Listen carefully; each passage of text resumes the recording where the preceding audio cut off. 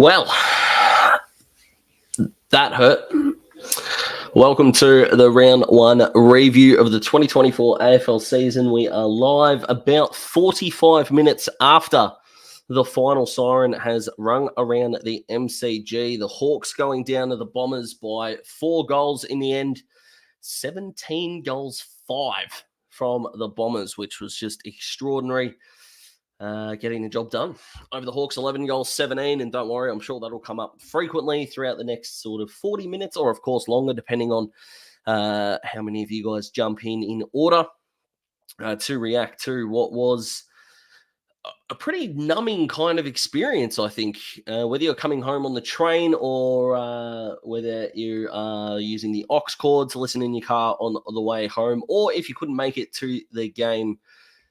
This is a safe space, guys. We can let it out here for sure, as long as we keep it family friendly still. Don't want to get kicked off YouTube, Facebook, X, any of those kinds of places. So, we can keep the frustration real, but we'll also keep it to some guidelines. But geez, there was a frustrating experience for sure, a polar opposite in terms of the last time we played the Bombers in round one, of course, that being last year, in which we were never really in the game, whereas for the first, maybe kind of 3.5 quarters, there was just so many times where it felt like we should either be further in front or in front overall. So make sure you're jumping into the comments throughout the entire live stream, guys, because we can't make this happen without your guys' contributions. So make sure that you're making my job difficult in keeping up with what you guys have got to say.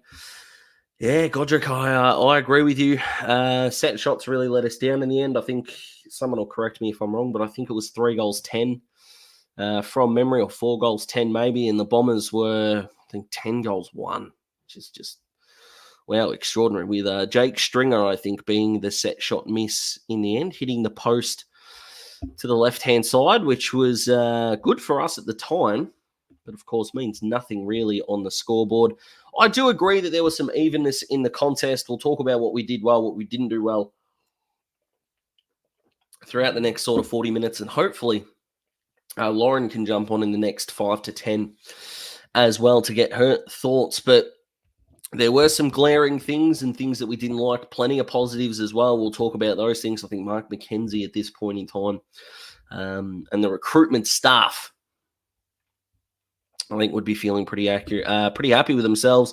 Effort was there. Inaccurate kicking and woeful forward efficiency killed us. Again, I agree. I think for the majority of the game, I think take away the last 15 minutes, we were at 50% of our inside 50s converting to scores. Now, of course, that's not converting to goals because we just weren't bloody kicking any. I think we were 1 goal 6 to start, and then from there we kicked 10 goals 11, which is still not the most accurate place to be, of course, but 50-50. But on a beautiful day, no excuse really. Luke Bruce missed some uncharacteristic shots. Gunners did. Poor Nick Watson was robbed of a magnificent debut goal, the same way that Cyril was. If you think back to that round one game against Melbourne in 2008 with the blind turn, 45 out, and he hit 3/4 of the post on the way up on the other side of the ground. What a special moment that would have been for the Wizard. Yeah, Child 2 goals. That laconic approach to goal, I think, is going to drive some Hawthorn fans mad. It's got some of Jared Roughhead circa 2009 to sort of 2011 period before he corrected it and won the Coleman. Not that I think Marbiol Chol is going to win a Coleman medal one day, but the laconic approach. Now, the problem with Chol is that his leg seems to swing as he's walking in straight. That's why he gets that fade late in his approach, whereas Ruff was leaning back, and that's why his kicks were going left. Yes, it's very easy for me to say this sitting and watching at home. No, I couldn't do a better job in Marbiol's place. That's not where I'm coming from in this scenario. I need to make sure I'm clicking with the right-hand side of my mouse. Come on, Daz, you're better than this. Our future looks better than theirs. Sure, that's one way of putting it, but Archie Perkins, Nick Cox came out of the 2020 draft. Both were pretty good. Cox had to go back after Zach Reid was subbed out with hamstring awareness, which is incredible. I mean, I'm no doctor, but I've been aware of my hamstrings for a very long time. So that's very strange. But thought Cox was good. And that was the best game I think Archie Perkins has played in his career. And it's a very worrying sign that Hawthorn are leaking career best games to blokes that going into them were not that great to begin with. Archie probably under a lot of pressure coming into this game. Yeah, Riley, how about Guinea? What a first half that was. 12 disposals, 7 score involvements, kicked 2 goals. The salute to the crowd when he kicked his first.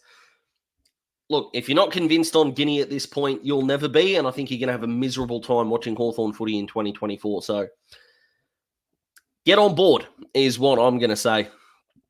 Chris, you bring up a really good point. Thoughts on the sub? I thought it was illogical. I think you and I agree in that point. Finn came on in the forward line, tagged Merritt for 5 minutes, played forward, and it's just his ball use. Had Gunners out the back. I thought he was a little bit hesitant, and that can come from being the sub.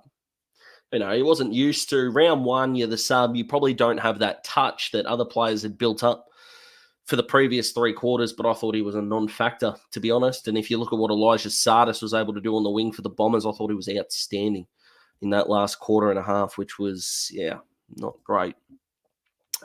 Stephen, 28 scoring shots is a positive. 17 behinds is a negative. Absolutely. I know that it's a stat that not many Hawthorn fans love, but I'd love to know the expected scoring because I can almost guarantee you that would almost be flipped and it would have been 17-11, which would equal 113, which unfortunately would have made us win the game, which sucks a little bit. But, what can you do apart from train? And as fans, what can we do apart from hopefully move on as quickly as we can? Yeah, goal kicking bad for sure. Melbourne next week, it's going to be tough in the future. Need to keep trying to get players that can be beneficial. The question is are they on their list? I don't think we had as many passengers in this game. So, yes, Mitch Lewis kicked, I think, 1 goal, 2, and was beaten by Ben Mackay. Still don't, I wouldn't put him in the passenger category. I know Sis was well held by Matt Guelphy in that first quarter and didn't have a great influence on the game.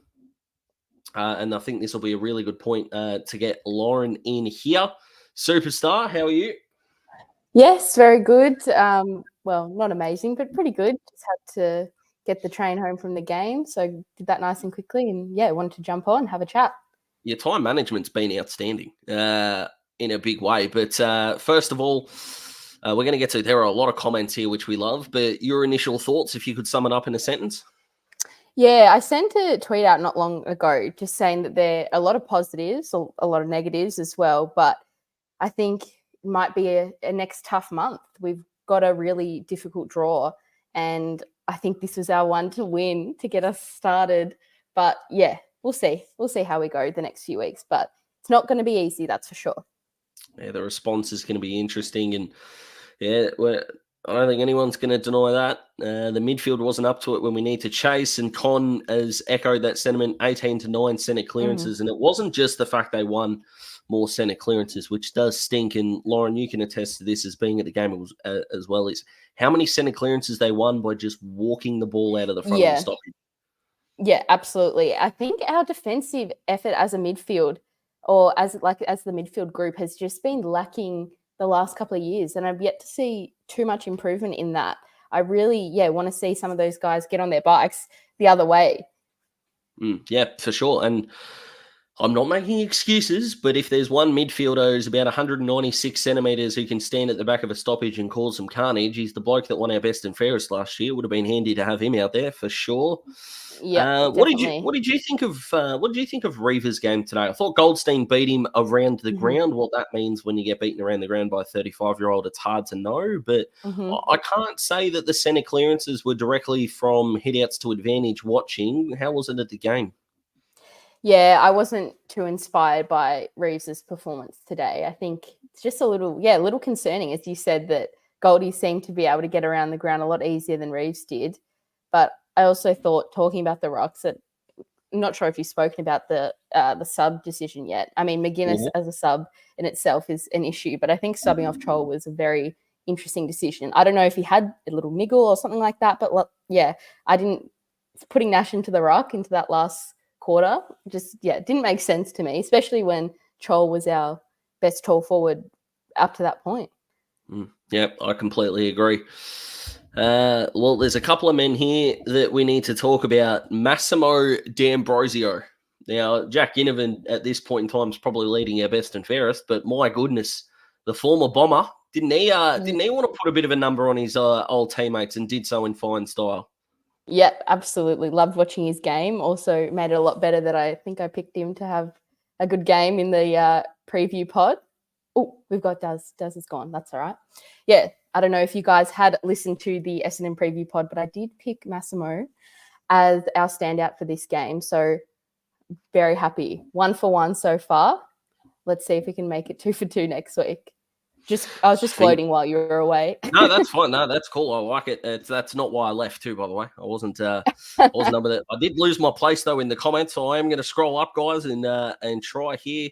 Don't think the nuke likes the heat. I don't think he's the only one that might have been affected by the weather, but it was as hot for them as it was for us, though. So, Jason, I agree with you with this comment that you think of the average opposition in that Essendon midfield. Like we said, Archie Perkins hasn't played a better game than that. Jai Caldwell's not a superstar, was made to look like one. And we've spoken, Lauren, about our strengths really needing to be our, A-plus parts of the ground. And for a game as frustrating as that one, having a midfield performance, I think, outside of Jimmy Warple, who was fantastic today, the rest of that midfield group, I think, might be getting a little bit of a rocket up them by a coach who knew what it was like to dominate in the midfield. Yeah, absolutely. And I'll be interested to see how Hustwaite goes in his practice VFL game at the moment. But yeah, I think, as you said, most of them had off days, and even Newcomb, by his standards, very average game, which is surprising. So yeah, hopefully we can bounce back next week, but just crossing all your fingers and toes that Day is back sooner than later. 2 clearances and 1 tackle from the Duke with 5 clangers, which is not what we want. Now, Jason, I don't mean to hijack your comment here, mate, but I'm going to, so forgive me. Thought Sam Frost was fantastic today. And I've got to be honest with you, I don't say that in a condescending way. I honestly don't. I thought he was fantastic. If I was doing the old-fashioned play review, I would happily put a 4 next to his name. I thought he was awesome. I thought he was our best tall backman of the day, just about. Obviously we know Sicily had a uncharacteristic quiet game, but it just meant that we got to see Sam Frost. And as you said, I think this is one of the best games he's played in a while. Yeah, I think so. Now, Timmy, you've got a lot here. I disagree about the heart and the effort, but that's all right. I disagree with it didn't even look like we wanted to win. I disagree with that entirely. That last little sentence here is interesting. Clearly outcoached. I don't really think of anything Brad Scott did tactically that we couldn't keep up with. It was more of a case of execution and maybe a little bit between the ears that were the big problems. What do you think? Yeah, I mean, at the game, not that I completely agree with that, with the comment and the lack of heart, but I think in that last quarter, I just felt maybe a little switch go off. I think there was a lot of hard work and a lot of trying, and of course they wanted to win, but that last quarter, it just seemed they were a little bit off, while Essendon was still running around collecting all the loose balls. I think, the fact that Dylan Moore went really well in that last quarter when he was coming off an illness was surprising to me.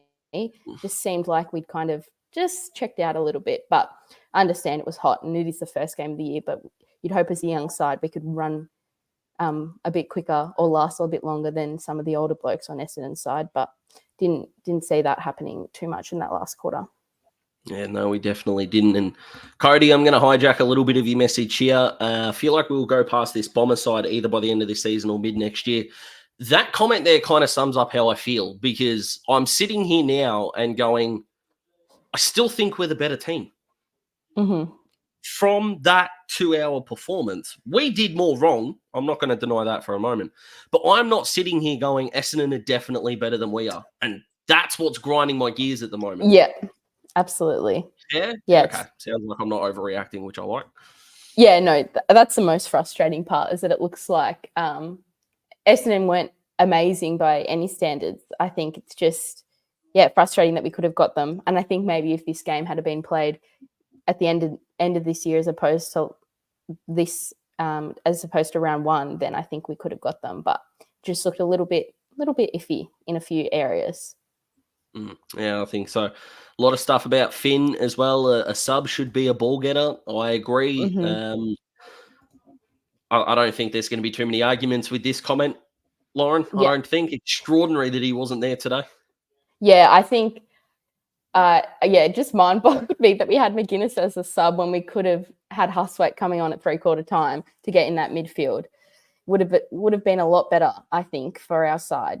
Just, didn't make much sense to me. But I feel like we've had a few subs in the last year or so under Sammy Mitchell that's been a little bit confusing, but we'll see how we go next week.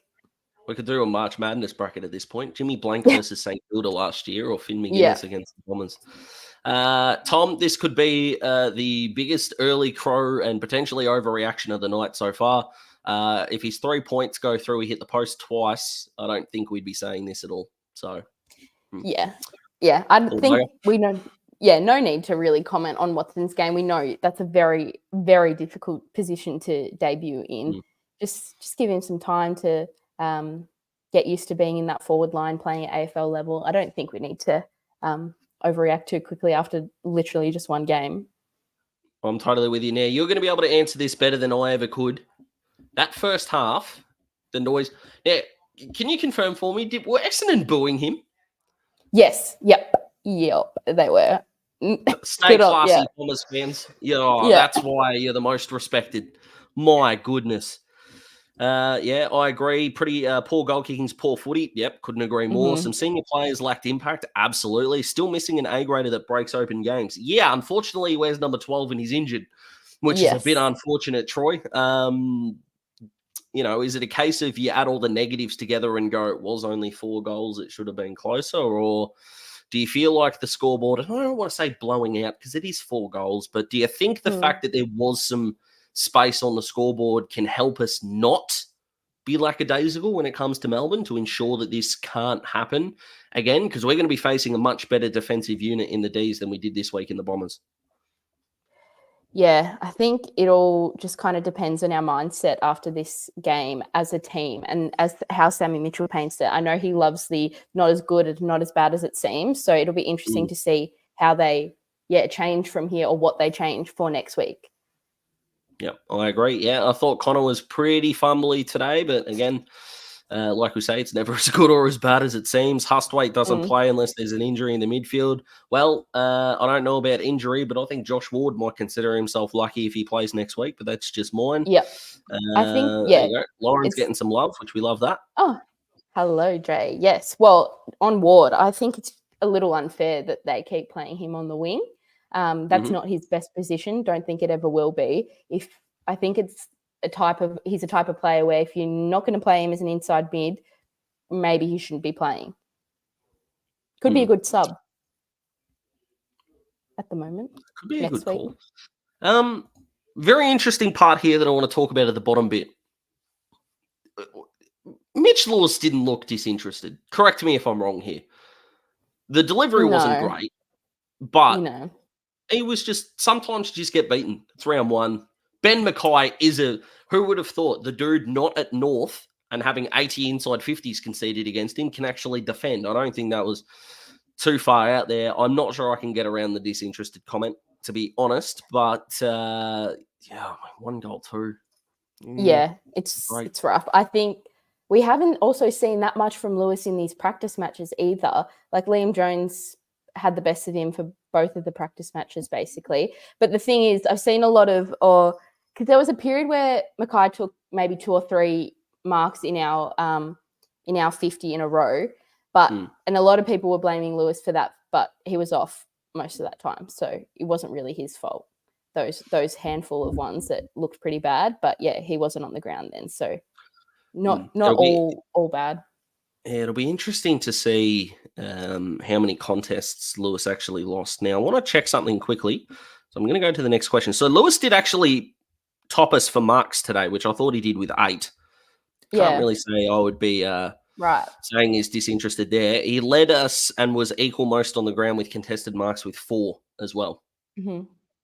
So, Yeah. yes, he Not was bad. beaten, but I definitely don't think he was poor. Mass, Skinny, and Moore looked great. Warple tried his guts out. I thought Warple was awesome, to be completely honest. I agree with the other 3 in a big way.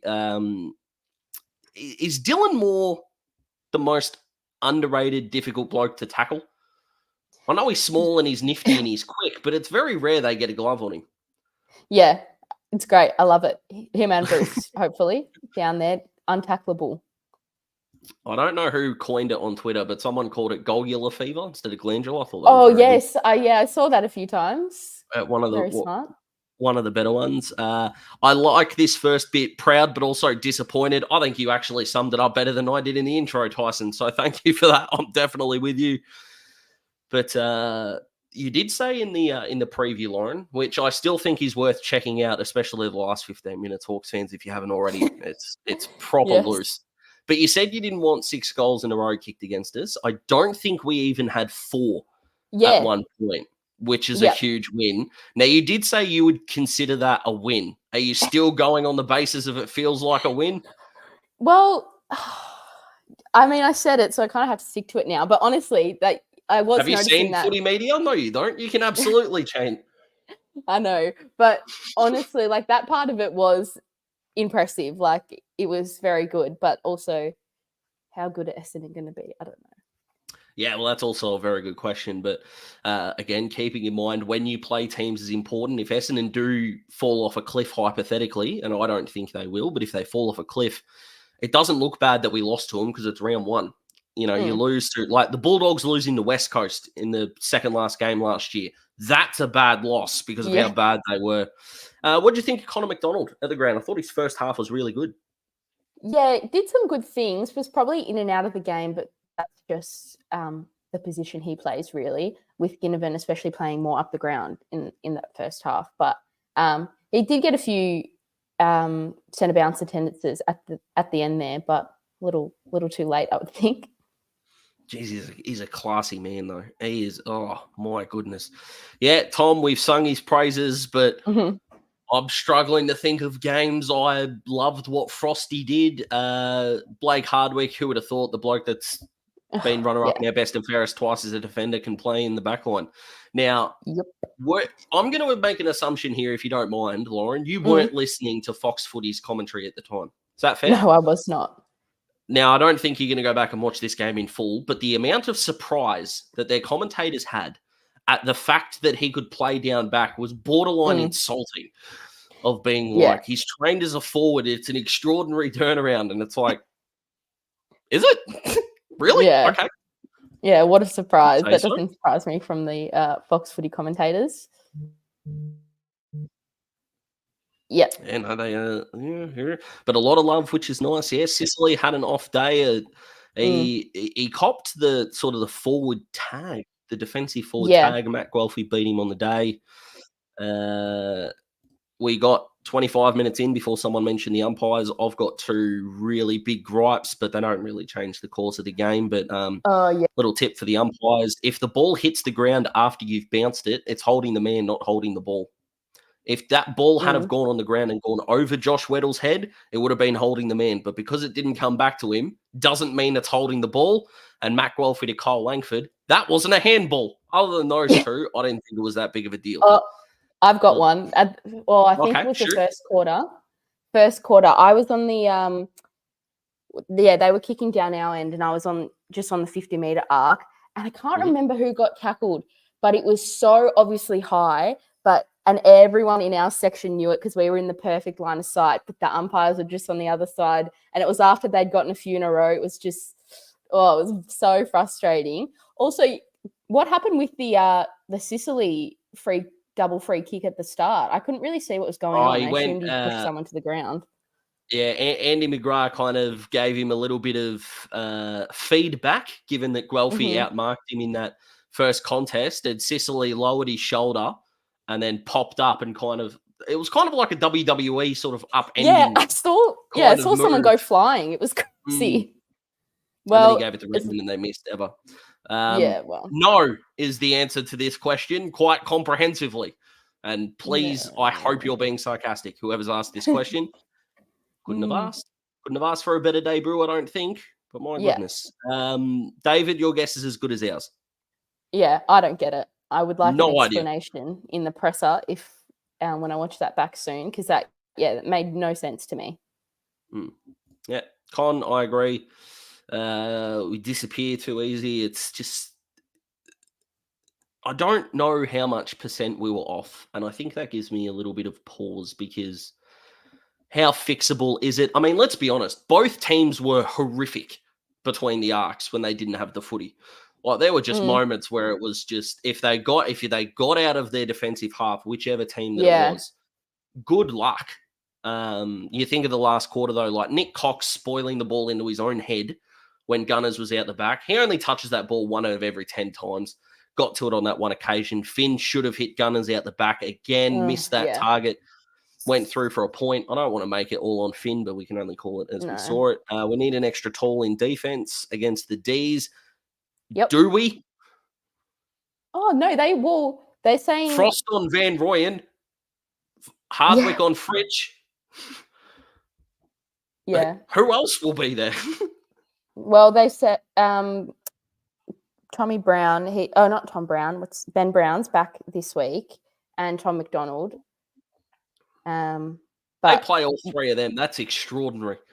Yeah, and then Petty's back next week as well, supposedly. So see what mix of tools they have, and I think we'll go from there. But yes, definitely wouldn't mind seeing Phillips out there. I think he'll just help kind of structure our backline a little better.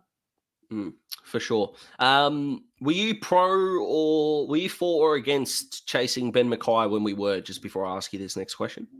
Yeah, I think I was for it at the time. And I still, after that game, I still probably am. But it obviously wasn't going to happen. I think he seemed pretty locked on Essendon by the end of it. The old coach there. So not much we could have done.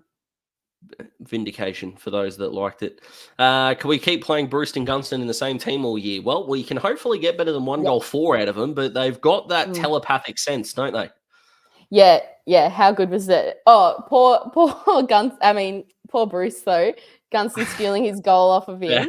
But you know what? If it was to get Gunston his first goal back at home in the brown and gold, I'm sure he's all right with it. And it looks like the way that Gunners is holding the footy's changed a little bit too. Fingers crossed he can get that right. Yeah, I agree. D'Ambrosio is going to be an elite halfback flanker. Yes, that's just the answer. I don't know what else to say. Apart from yes. Godric, first game. It's fine. Tom, I agree with this. I thought he had some really nice 1% moments as well. And like we said, Ginnivan and Moore with the high half forwards today. Watson stayed at home. Again, if those 3 goals go through, we're lauding him as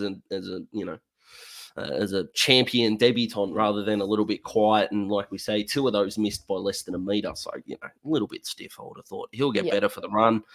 And I'm still on this. And Smithy, who will be watching, knows that I'm big on this, that certain jumper numbers look good on certain players and the Wizard looks weird in 34. Yeah, it's true. I agree. I'm big on that as well. Yeah, it doesn't look right, but I'm assuming maybe this time. But I hope he likes it. Like if he stays in it, I'm all good with it. It was just sometimes I was just we'll going, get used to it. Yeah, we'll be all right. Good question, Tim. A player we haven't spoken about yet. Thoughts on Jars? Yeah, thought he did pretty well. Got quite a bit of the ball. I think he did. Like I had a bit of a knock on his kicking efficiency, or just probably game sense a bit at the end of last year. But I think, he looked a bit better working on that as well. Just a few times where he nearly got caught that was making me grip my chair, grip my seat, but it was all good. I thought, thought he did pretty well. Yeah, the dancing shoes on the boundary line in that back pocket, and I'm watching like this, just going, when's the turnover coming? But he laced out. I'm going to hate getting this wrong. I think it may have been Carl Amon on the 45, and I just... Yeah. Tom, I don't know if this comment makes me feel better or worse, to be honest. I think Day has a big impact on this game. But I don't know how much CJ would have had an impact on this game, just because everyone who played in his position did pretty well. So, I mean, obviously you'd love to see CJ back, but I think, where we really needed one of our top players is in that midfield. Yeah, for sure. We'll use Austin's sentence to create a question. What do you think of Joshy Weddle today? The number 23 back. I thought offensively he was good. Yep, I'm with you. And I think I'm going to agree with the butt as well. Defensively, it was pretty rough day for him. I think he was on stringer that first half at least, and it just, still got to work on that one-on-one game. Yep, for sure. Ward out, Huss in. I think that's definitely something that we can do. I have no idea what this means, Tom, but he still took 8 marks for it uncontested. I'll take that from my centre half forward any day. The conversion will come. Massimo needs some love. I didn't think I could love a 16 more than Isaac Smith, but I'll tell you what, he's put his hand up real damn quick. Yeah, absolutely. Oh, there was one kick inside 50 at the start of the game. Just you could see from a mile away, he was just going to absolutely slot it right into someone. I can't remember who he kicked to, maybe Gunston, I think. But yeah, it's just amazing. Love watching him kick. It's great. And he's tough. The way he was bouncing off, didn't know he had that in his game. And I was watching him at Essendon last year. Yeah. Yeah, oh boy. Still can't say I can get around this. He did dominate Lewis. Yeah, I'll give you that. Why wasn't Lewis put in the ruck? That's a very good question, and might have been a way to get him into the game. Definitely don't agree with putting forwards that are struggling in a key defensive post. Don't mind the ruck suggestion. Nash out, Ward to inside mid, Finn out, Hustwaite in. I don't think I disagree with those too much. I think if Ward's going to play, I agree with you wholeheartedly that he shouldn't be on a wing. He's just not a wingman. Yeah. I think a big takeaway, a big positive I think we can take away from today is the fact that we basically kept up with them for 3.5 quarters with little to no impact from who you would expect are our 2 most important players, Lewis and Sicily. Up until halfway through that third quarter, minimal impact, and we were still right with them. So I think that's a big takeaway, that we can still, once we add them into our game, somehow get Sammy Mitchell to find a way to bring them into the game. Should be looking all right. Yeah, I think Lewis and Chol are going to take a little bit of time. Chol's first quarter was not that great, but geez, the next 2.5 made up for it in a big way. Yeah, Dylan Moore is my man for a reason. Guys, we're going to stop putting up the Mitch Lewis disinterested tough. 4 contested marks, 8 marks. What more can we say? Why didn't we put Sicily forward? Because he's not one. I think that's a fair reason. But then again, I don't know why we subbed out a tall forward. So there you go. Yeah. The real answer, Tim, is no idea. But I don't think Sicily going forward may have had the impact. We just couldn't get the ball sustained in our forward line in that last quarter at all. If anything, put Sicily on the ball if you want to get him into the game. I don't think we should throw him up forward. Tommy Stewart style. So everyone is saying Nash is out. Who tags Petrarca next week? Well, it wouldn't be Nash, even if he's playing. Petrarca will play Finn, if we want forward, to tag. I think. Now that's got Josh Weddle written all over it. If you want a challenge.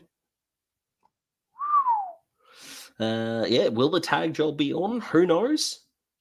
And I saw you on Twitter, Lauren, that went with this. In the last 2.5 minutes of quarters, only West Coast conceded more goals than us last year, and we conceded 5. Yep, and already 2 out of the 2 out of the 4 quarters. So half of the quarters we played today, we did it. It's just happens so often. I don't understand why, if a team's getting a run on, we don't try and maybe throw an extra man down there or something to just stop it from happening. It's quite frustrating. Yeah, I love this observation as well. We worked way too hard for our scores and would just let them walk the ball out. Yeah, I couldn't agree more. I think they kicked 8 goals from stoppage and they kicked 3 from centre clearances, 2 of them in the last quarter.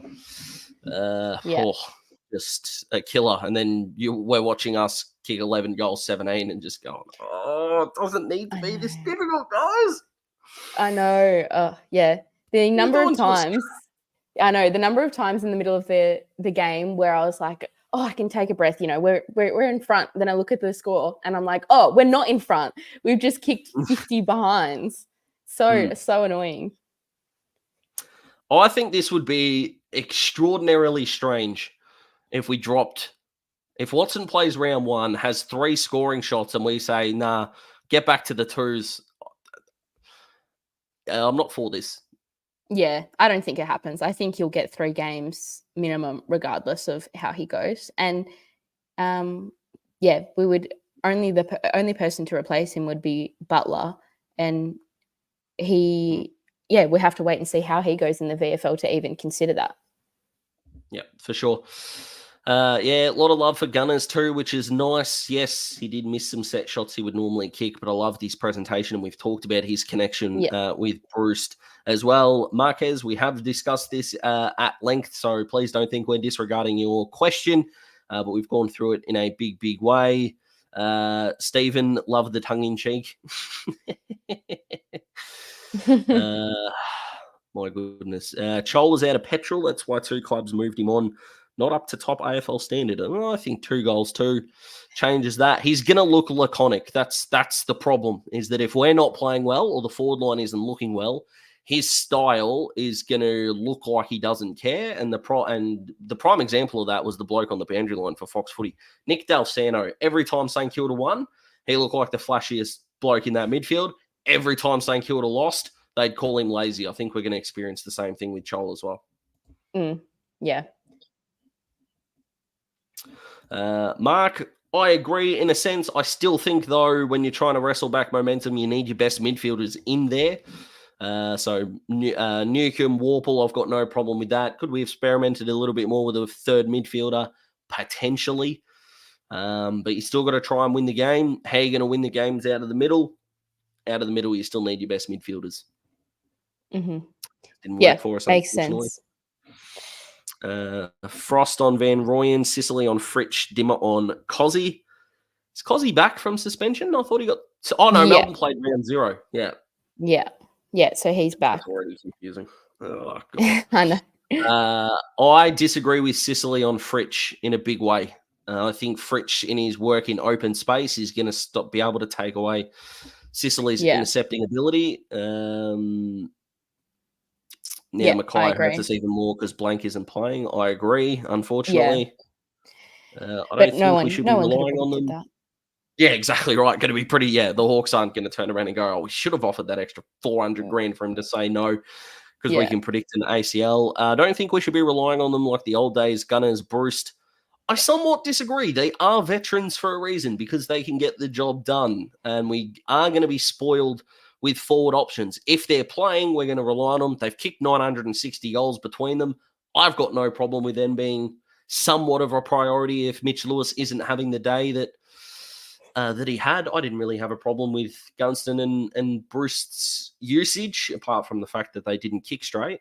What do you think, Lauren? Yes. Yeah, no, I agree. I think if they're there, use them. Absolutely. That's why they're there, and that's why we wanted Gunston back, and we wanted him to not leave in the first place, because he's so important to that forward line, not just in the helping coaching kind of mindset, but to the younger blokes, but also to be there able to kick goals and make leads that some of the young blokes are still learning how to make. Yeah, for sure. What's this rubbish about Mackay on $1 million over 7 years? That is rubbish. It's about 850.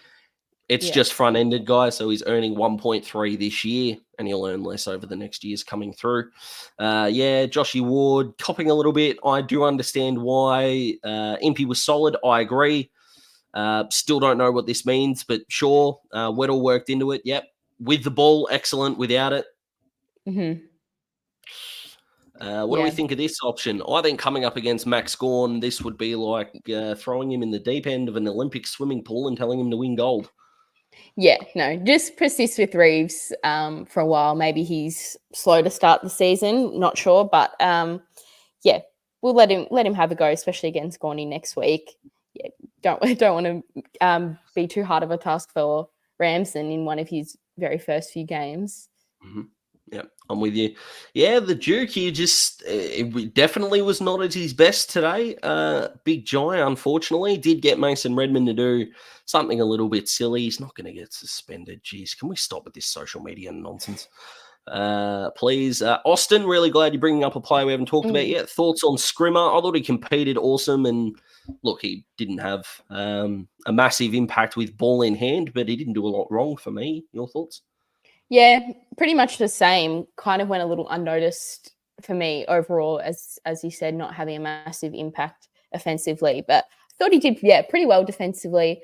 Few little issues here and there with that one-on-one work. But it's only his first preseason playing and training as like a deep, tall defender. So we'll wait and see. It'll come good soon, I'm sure. Yeah, for sure. Now, I'm going to kind of hijack Noah's comment here. Which crowd noise was louder? Marbior's pack mark or Joshy Weddle's one-handed screamer? Oh, that's a good question. I was due for maybe 42 minutes. I'm on fire. I think maybe Chol, just because the excitement was still there. Whereas when Weddle took it, it was a little like most of us Hawks supporters knew it was probably over. Yeah, for sure. David, if there's one guy that I don't reckon we've spoken about for one iota the entirety of the preseason, that's Lloyd Meek. I have no idea where he would stand in our pecking order. Hustwaite for Nash.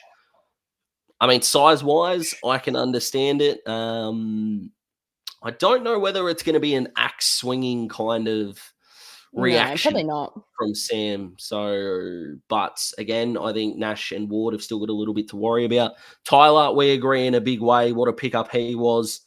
Would love to see Nick Watson go into the centre bounce. I agree. I don't think that'll happen quite yet, especially considering the strength and the power of Oliver Petrarca, Viney, and even Tom Sparrow, who can go into that midfield as well, and he's quite a big body as well. Is that something that he can add to his game, Stephen? Absolutely he can, but I think he's still going to be a good find, guys. 4 quarters of footy on the MCG is not going to define.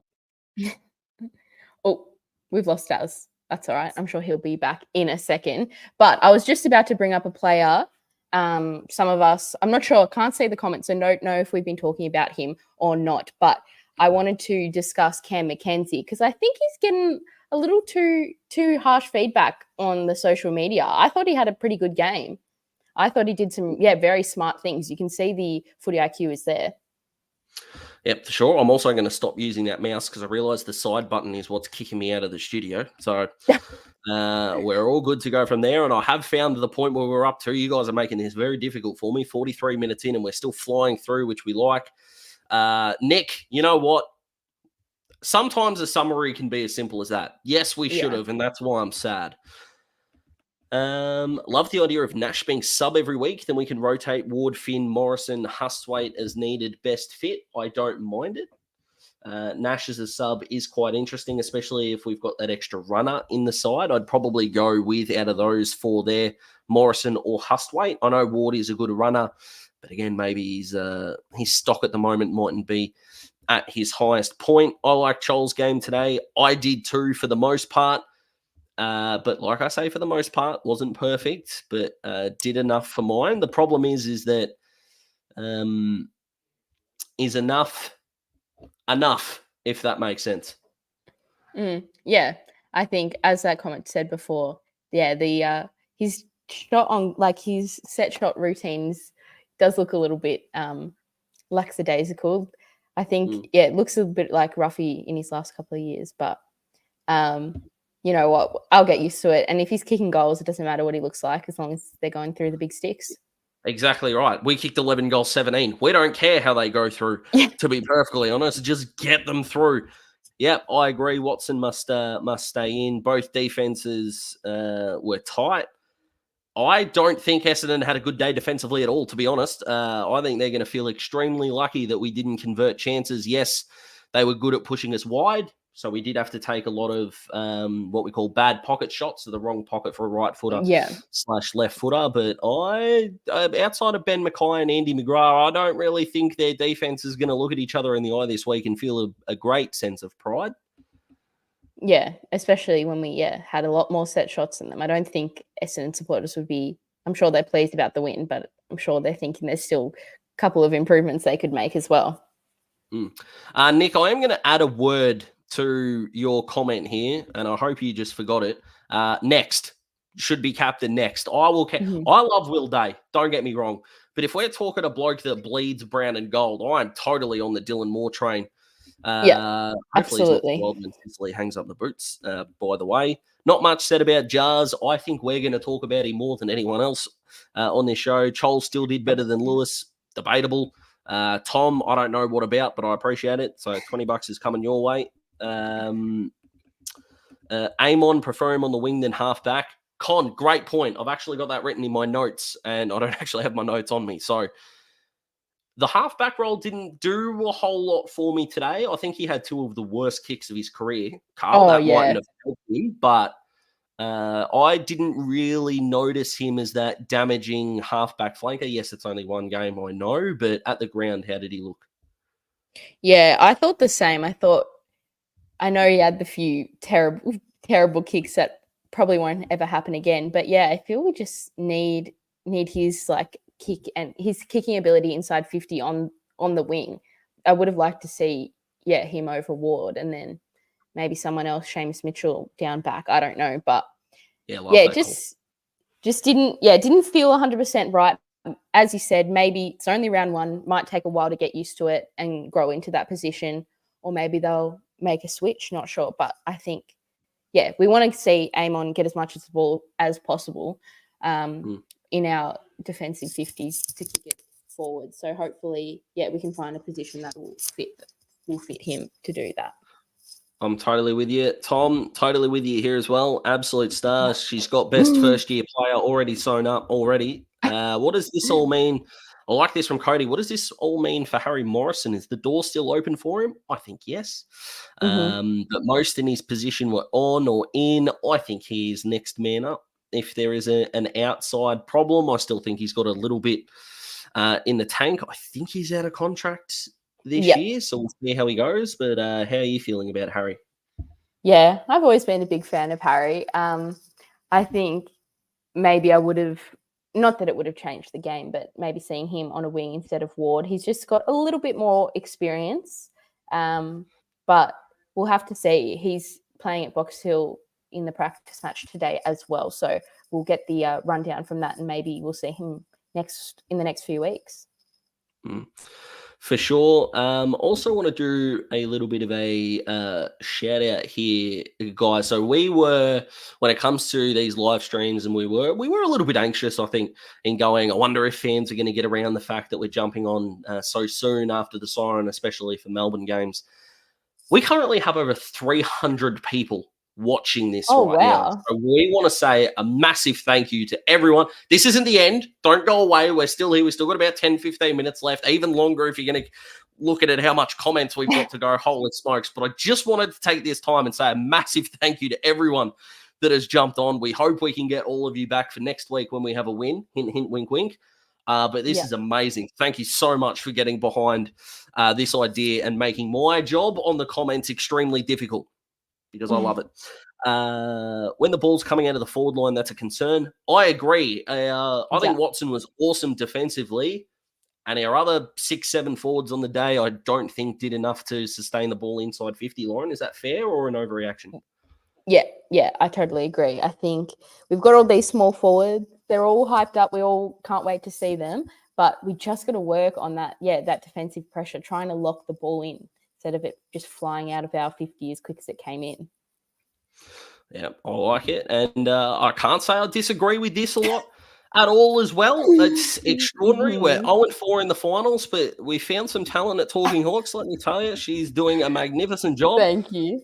Liked the severe lack of love for Daz here, but that's all right. Yeah, come on, guys. Lauren's the star. I'm just leading the ship, guys. My goodness. Jai getting some love for next skipper. I don't mind that. It's good that we've got options. Always a positive. And apparently is the answer to this question. I don't know how we got here, but we're here. Yeah. I like know. falling asleep on the way to your family holiday when you wake up. Yeah. You don't know where you are. You just know you're somewhere. And that's pretty much how I feel right now. Yeah, exactly. What doesn't hurt to look in the future? No, not at all. Chris, I don't mind this at all. Lewis getting up the ground. It only didn't work when Essendon intercepted. I think of that beautiful kick on the 45 that set up Dylan Moore's goal that just made you go, yeah, one up, one back. Totally for that. And it was a bit messy to get Dylan Moore the goal. But yeah, Mitch Lewis being on a wing, but having no tall forward inside that forward 50 line could be a cause of frustration throughout the year. Yeah, that's actually a really good point, because I was thinking that a lot during the game, that Mitch Lewis was just, getting, as Chris said, getting just sucked up a bit. And then we didn't have Chol in our forward line to have someone to kick it to. And I mean, Mitch Lewis is a great athlete, but he's not the quickest, fastest runner down to the other end of the ground. So it's hard when he's up there. We need to find someone to kick it to. And if Chol's on the bench, we're kind of lacking if Gunston's not making a lead. Yeah, I'm totally with you. Cody, I know your comment about the captains just completely disappeared, so I apologise for moving past it. This is a good call here. If we had both on the ground, Lewis or Chol, who would be better served up the ground? I don't mind either of them if there's a bit of a balance, but if it's the last quarter and say we needed that goal and Chol wasn't subbed out, I would much rather have Mitch Lewis closer to home. Lauren, do you share that sentiment? I think we saw a bit of that in the first practice match against the Doggies, where Chol played up the ground more than Lewis did. And I like the look of it. I mean, neither were super impactful in that game, but it got Chol involved more, and he is that big aerial presence, and he's more athletic, can run and jump a little bit quicker and higher than Lewis can. It's, as you said, also in the last 9 minutes of the game, you'd probably rather kick it to Mitch Lewis instead of Chol. So we'll see how that combination works out. Might take, as you said, a while to get that working, get the whole forward line working well together. Yeah, and it's not Mitch Lewis's fault he missed those goals either. I was watching it with my mum, and I said to her both times, he's a beautiful kick, he won't miss this. And mozzed him twice. So if you want to leave me some direct feedback, please don't. I'm very fragile. But UDM, thanks, man. I appreciate that. That's all right. We'll get that off the screen, though, because I actually have to walk out my front door after we finish this. I don't think that was as much of a free kick as maybe it was made out to be. Yeah. I don't mind the fact, I mean, guys, we did it to Nick Dacos. It spurred us on and we won the game. So, yeah, not too bad. He's improved massively. I think a one-off option is okay. Geez, I've got a feel for Jimmy Worpel. If this was just an okay performance, what does he have to do to have a good one? Yeah, I like most of his game. The only thing I had a gripe on is he's still using those no-look kicks that go up in the air. But, you know, that seems to be a part of his game now. I don't know if that's going to change, so you just got to live with it, I think. Sometimes works, sometimes doesn't. Just got to learn how to set up for those type of kicks. Yeah, 28 disposals, 19 contested, 9 score involvements, 10 clearances, 7 inside 50s. Don't love the 7 clangers or the 3 free kicks against. Although, to be fair, all 3 of those were while he was tackling. So if you're going to give a free kick away, there are worse ways to do it. Hello, James Sicily, if you're listening. Kicked that goal. Was it their first goal? Jimmy Worpel? No, Guinea kicked their first goal. Second. Yeah, so look, I'll take that from Warps. Yes, 64% disposal efficiency is not great, I know, but if you ever do a deep dive on how disposal efficiency is actually calculated, your head will spin. Trust me. Yeah. Or unless you just don't have that kind of time on your hands. If Jimmy Worpel ends up with 80 or 90% average disposal efficiency for a year, he'll win the Brownlow. So yeah, exactly. Yeah, you can't expect those numbers are expected for Jimmy, and that's fine. So, Timmy, are you going on the assumption that Essendon are the second worst team in the league? I can comprehensively tell you that's not true. I don't think they're going to be that great this year, but anyone in round 1 is beatable. I mean, I know North, I know GWS have already played, but look, they're looking a little bit sluggish at the moment. North are looking pretty good. It's round 1, guys. My goodness, who can we beat? We can beat anyone on their day. Right, Essendon beat us by like 60 points last year. We beat 2 teams in the finals, or 3, St Kilda as well, and the Dogs should have played finals. So, relax. Look, Cody, I'm just here for the first part of the sentence. She gets loved. The Rising Star winner. We love the Rising Stars. If Cyril Rioli can't win one, Lauren can. So, then we ask the real questions. Who was the better contributor? Exactly. I think Cyril might have you just, Lauren, but you can still make a run. Maybe just a little bit. Just a little bit. It's like, it's 1 and 1A. If we're looking at the early days. 100%. Yeah, you've still got a 10-year career in front of you. Mitch, the great man who put the terrific thumbnail for this video together, by the way, and does all the graphics for Talking Hawks. This man is a visual genius in a way that I am just not. But good to see that we've got other options inside 50. Mitch, I completely agree with you. The fact that I didn't feel disgusted with non-perfect balls going inside 50, huge improvement. Yeah, absolutely. Absolutely. It's good to get that line. Hopefully that line will be sorted now. As we saw with the midfield last year, it was, it wasn't our strongest area of the ground in 2022 and 2021. And it was great to see that come together. But it took a while. It took, until round 5 or 6 or 7 to get that all working together. And I think the same will be with our forward line. Yeah, I think so. I do like this from Mark, and I do want to bring up now one of my pet peeves in life, Lauren, when it comes to footy is player comparisons, especially coming out of the draft, right? Because not every player is a superstar, but every draftee is compared to a superstar. Yeah. Right? And that's my big gripe. Josh Ward's player comparison was Zach Merritt, and Zach Merritt hasn't played on a wing in his life. Yeah.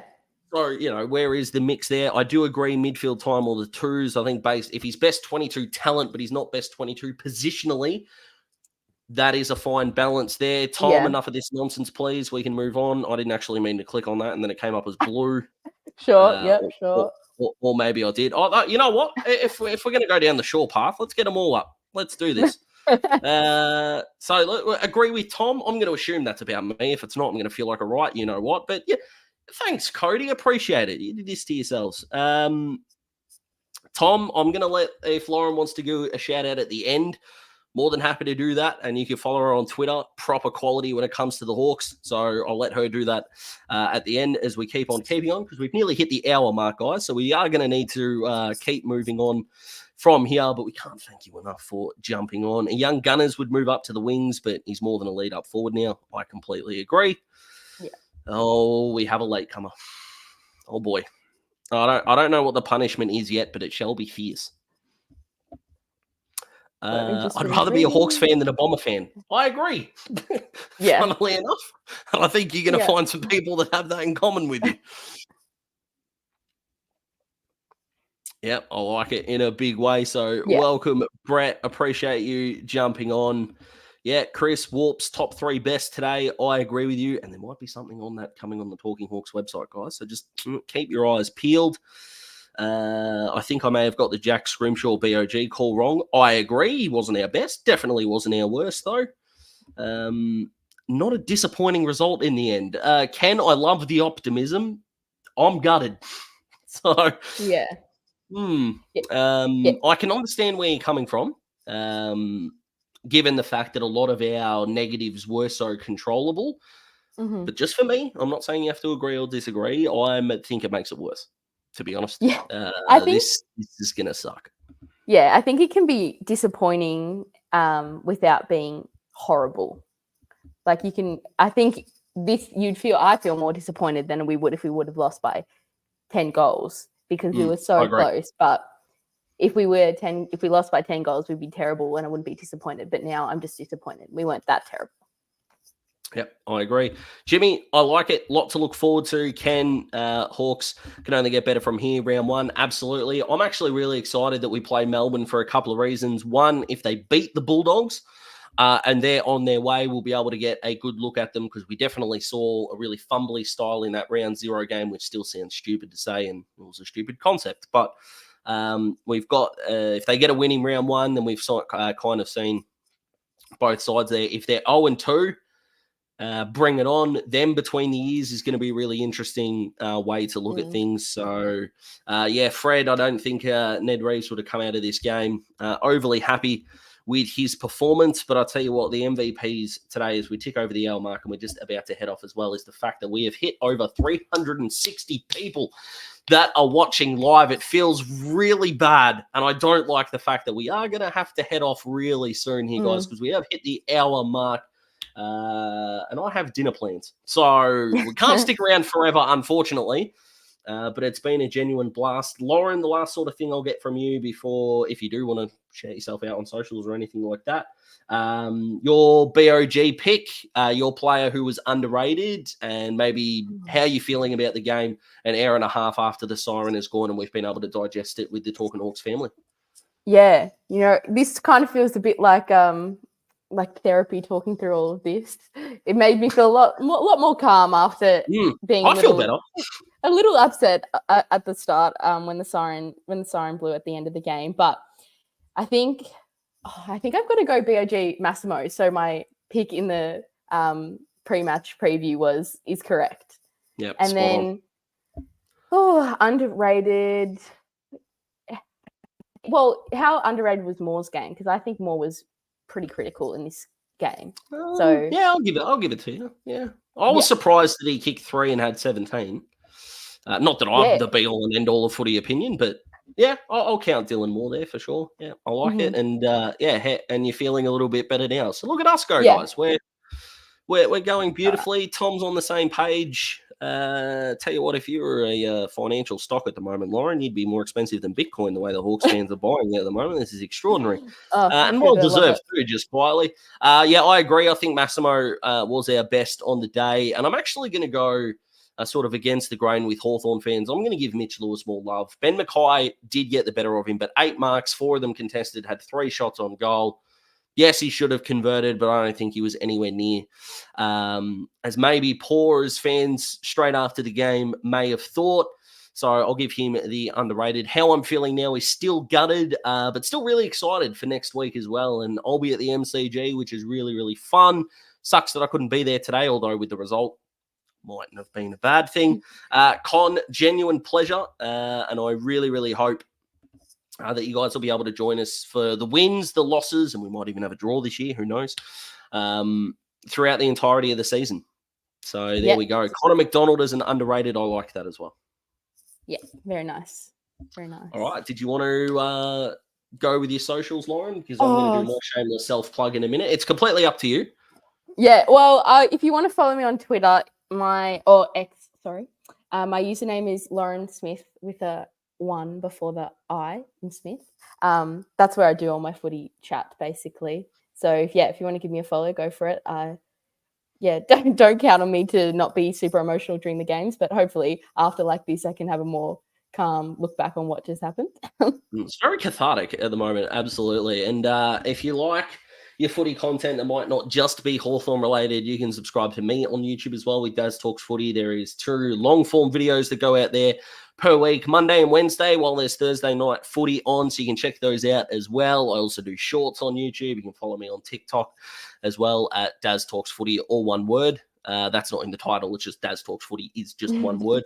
So you can go from there. Make sure you're subscribed on YouTube. Make sure you follow us on Facebook, Twitter, Instagram, or X. Sorry, Elon. Don't get mad at me. A disappointing start, but I'm feeling really optimistic about the youth. Fingers crossed we can get James Sicily into the game against the D's. Lauren, 3 votes for you tonight. The fans, you can have 2 votes, and look, I'll pinch 1 at the end. Why not? And we will go from there. We look forward to getting you all of the content throughout the week. Timmy and Liam are going to be doing their 6 points tomorrow, so that will go up Monday morning. So keep an eye out for that. Mitch will be running some good social stuff as well, which is why you should be following us everywhere, guys. Go give us a follow with your podcast provider as well. Thank you so much for jumping on. Enjoy the rest of your Saturday. I hope you're feeling a little bit better about how the Hawks go. Until next time, go the Hawks. Stay safe, everyone, and we'll see you soon.